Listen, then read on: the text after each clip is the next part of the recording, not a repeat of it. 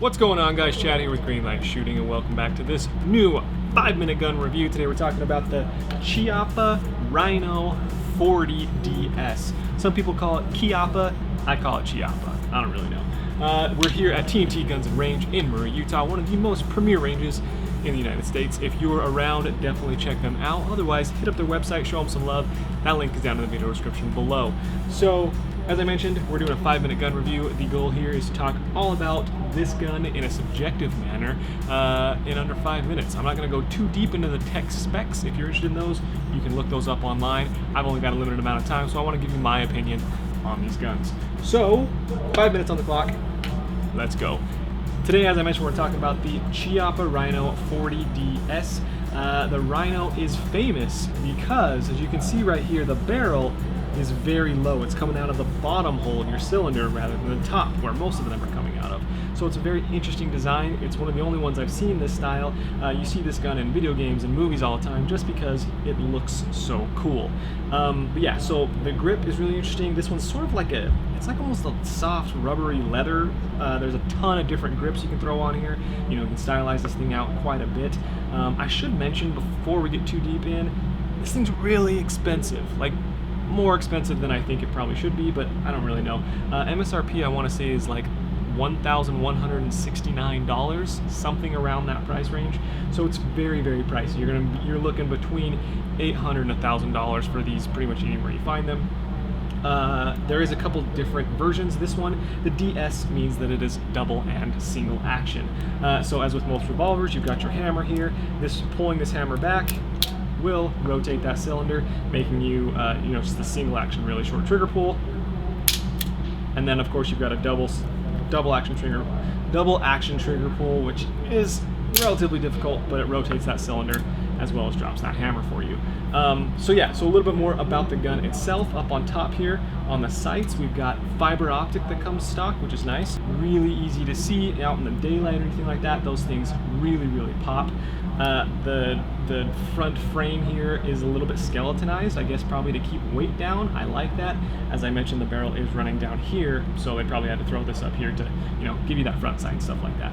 So we do have a rail, which is another nice option you don't see on many revolvers. What else do we got? The cylinder here. You drop this by this little notch here, pull this down, and then you've got 6 shots here. This one is chambered in .357 mag. Of course, you can load that up with .38 special as well. You've got your normal manual drop here for those shells. But yeah, I don't know if you can really see in here either, but you can see where that barrel's lining up to the cylinder. We can get some nice close-up shots of that for you later to show you that, but I think it's a really cool option. The idea with that, by the way, the theory behind it is, when you're lined up right here, if the barrel is here and that power's coming back from here, it's causing the gun to go up. You're going to get a lot more felt recoil. With the barrel being down here, it's lining up with your wrist, with your forearm, and it's going to give you a lot more push. It's going to come into you rather than up here. It's pulling up at you.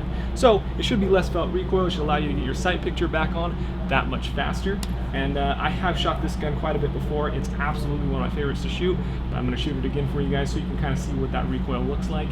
In addition, I will say before we do, when I managed a gun store, we had one of these break. What happens is, this cylinder, I don't remember what it was a customer's. So somehow the hammer came down, it hit somewhere, it hit like one of these little notches on the back of the cylinder, and it broke. That cylinder would no longer engage. And we tried to call Chiappa for some manufacturers, like a fix, and it was an Italian company. They didn't speak English, and keep in mind, this was maybe 5 years ago, but it was impossible to get them to do anything because they only spoke Italian. So hopefully they've got that figured out by now. Let's try it out.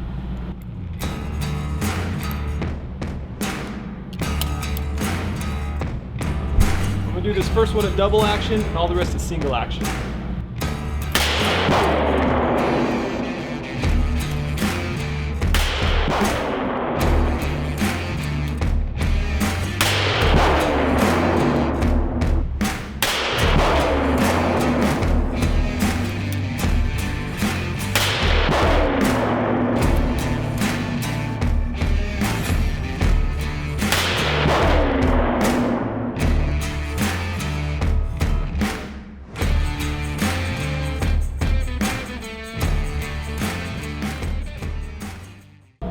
couple things. First of all, recoil is still incredibly manageable. I mean, if you really, and this is 38 special, keep in mind, this isn't 337, but I mean, if you focus on it, you can keep your sight picture pretty much dead set right after you hit it, you're back on point.